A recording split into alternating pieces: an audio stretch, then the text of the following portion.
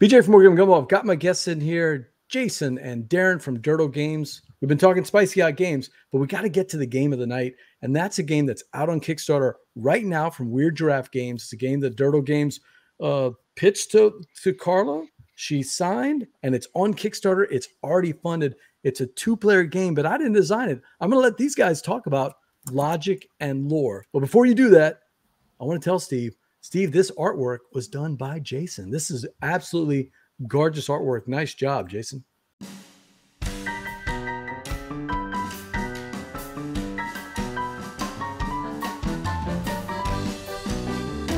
Logic and Lore is a 2-player deduction game, which is very simple. You have 9 cards. They are numbered 1 through 9, and they are face down in front of you.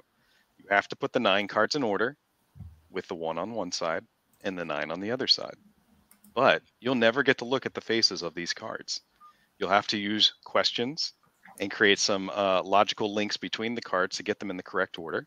And when you think you have them in the correct order, you'll be able to reveal the remaining face down cards and see if you win the game.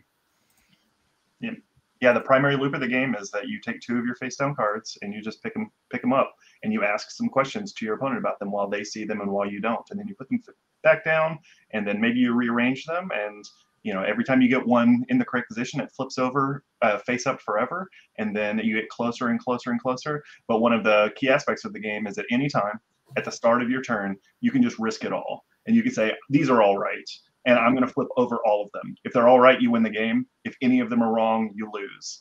So there's a fun Hail Mary in the game, but also you get to watch your opponent and how close they are. So there's always a moment in every game where you think, should I risk it all? I'm just pushing the chips in because if I don't, they're going to win it anyway, right? Exactly, yeah. My favorite moment in Can't Stop, the other player already has 2 of them locked in. You just have to. That's it. I have to go all the way and just keep rolling because if I don't, you're rolling 6, 7, and 8. Yeah, Steve's gonna win. Steve's gonna win next time because he's so close on the 8 anyway. I might as well just go for broke. So there's always that Hail Mary, as you said, to try to come back in.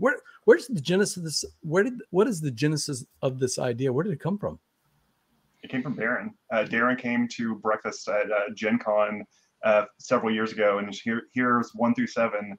Can we just get players to try to order these without looking at them, and can this be a game? So it was a prompt that he had just kind of out of nowhere, and it took us a few years to come up with a few ways to get it to work. But it was such a simple idea that just getting some numbers in order, how could you possibly do that? That when we found the deduction and the almost competitive Hanabi style play, really started to sing, and yeah.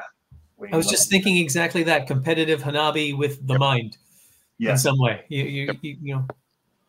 And originally we started with 7 cards because we're like, well, people can hold 7 numbers in their mind, right? And then we said, well, that cascades a little too quickly. So let's stretch it out to 9. Let's give people some tracking tokens so they can keep track of stuff that they've learned as they play. And then a little later on, we thought, well, we're giving people 4 questions to ask. What if they could pick the questions they wanted to ask? So we came up with the Star Bright version of the game, where now you're actually drafting questions. So on the screen, you'll see the dragon tokens, and you'll use those to draft a question. And you take that question momentarily, and you keep that away from your opponent. So if there's something you want to know, you grab that question, and if you think there's something that they might want to know, maybe you take that question away from them. Oh, that is interesting. You fight over that center row, so only 1 token can be there at a time. So then, it's almost like an area control version of a deduction puzzle. And then every time you get things right, you lose some of your tokens. So the opponent has an opportunity to take over some of your favorite questions. And there's a really cool push and pull, and it creates a crunchier version of the game. So that what we described initially was the Starlight, and then what we just described there is the Star Bright system. So really, you have 2 ways to play. Some casual gamers are going to only playing the Starlight forever, and it's going to be a great experience for them. And then for folks that want more of either a challenge or just a little bit crunchier experience, they can get it from the Star Bright.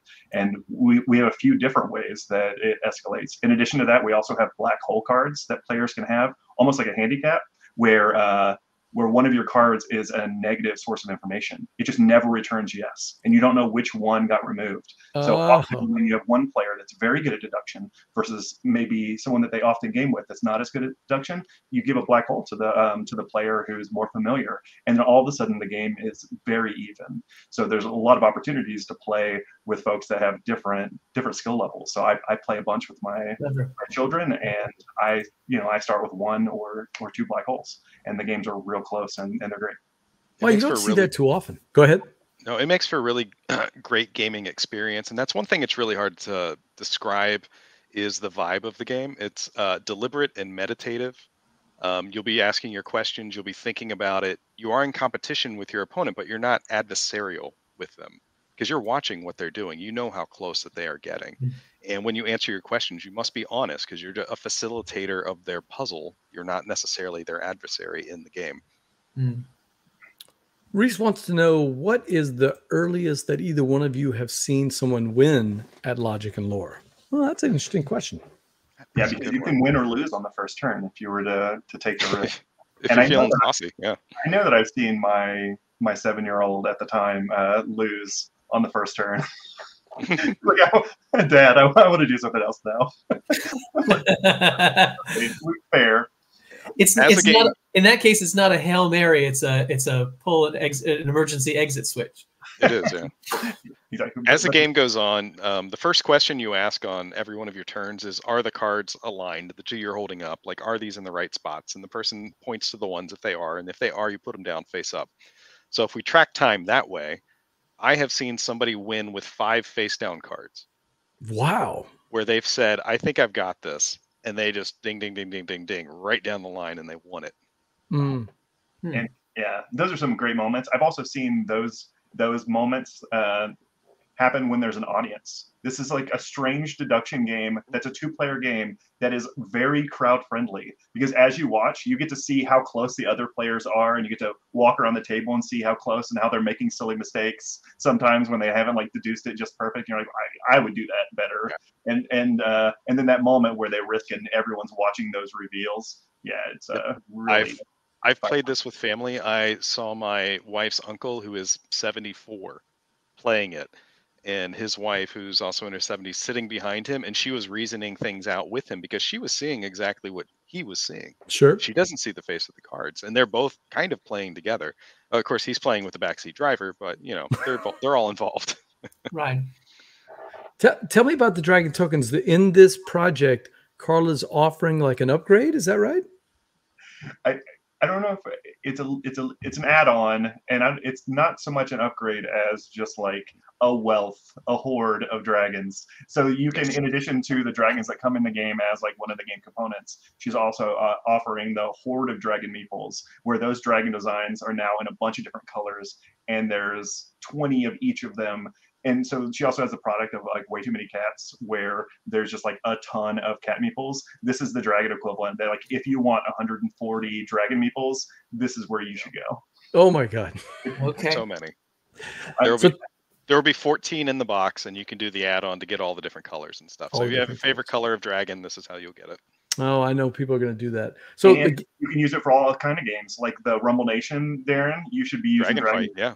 Oh, yes. Yes. As you can see, the game is relatively inexpensive. $19 will get you the base game. You can even get the print and play if you want for only $8. But I mean, you've got some add-ons. You can play Wicked and Wise, which we've done. That's for Tessa's game, which we really enjoyed.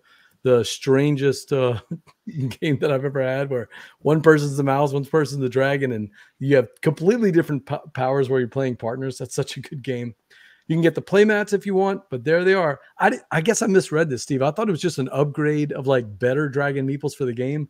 No, there's 7 dragons and 20 of each color. I totally missed that. Wow. Yeah.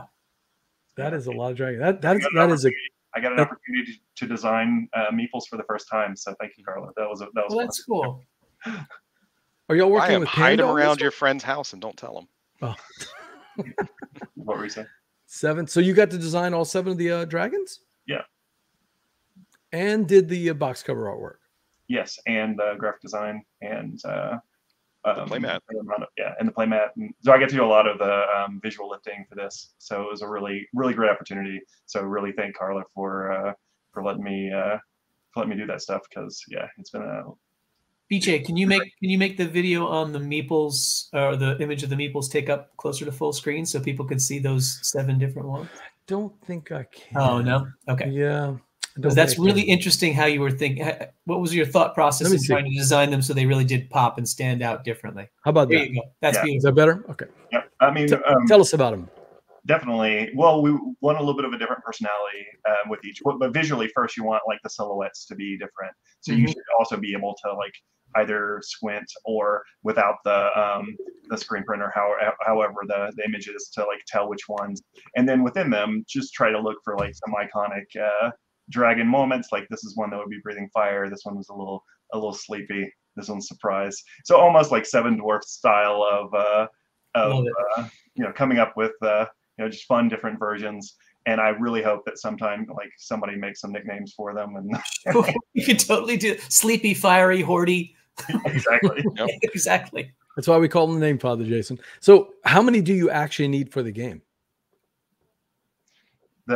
For the game itself, each player has 7 because it helps control the 7 potentially like conquerable questions in the center. So for the primary game, it's like it's 7 in 2 different colors.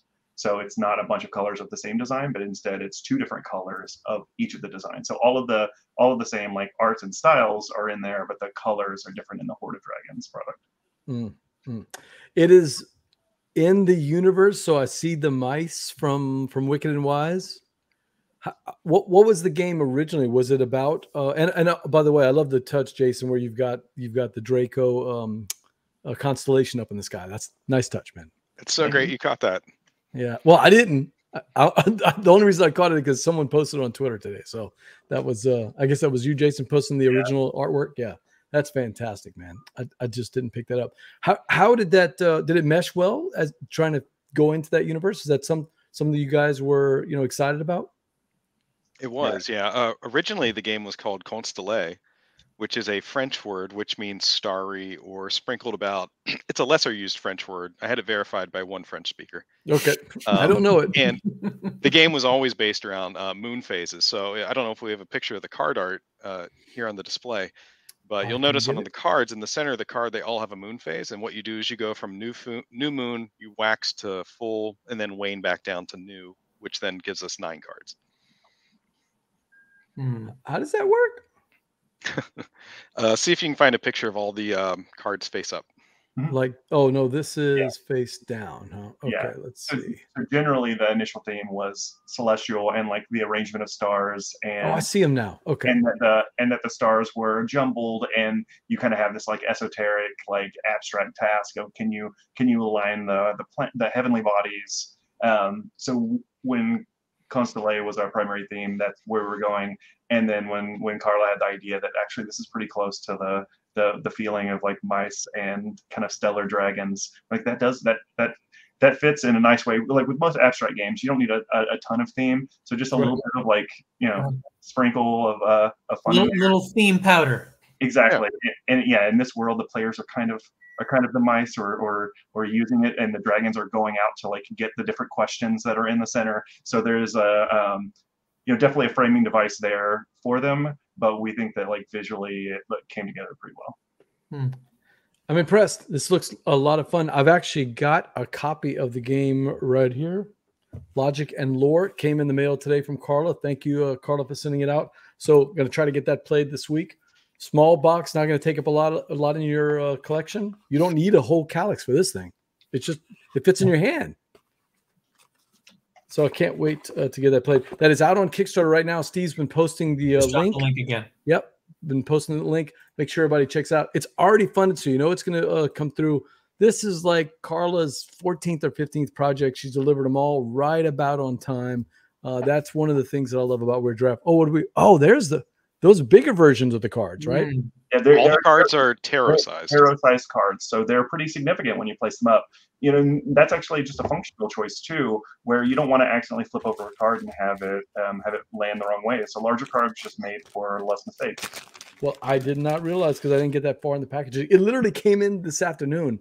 But yeah, these cards are huge. Wow. Yeah. Nice. And there's one of the black hole cards that you can see, as well as you can see. Is that the black hole card right here? Yeah, they're multiple, because sometimes when you're playing with two, you still need one to be greater than the other one.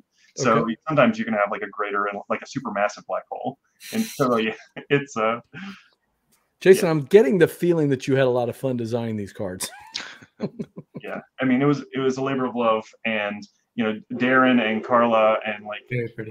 Yeah. Very nice. All right. So that is Logic and Lore out on Kickstarter right now. Check it out, the link there. It's already funded from Kickstarter, $19 plus very, very low shipping, and that will get you that. So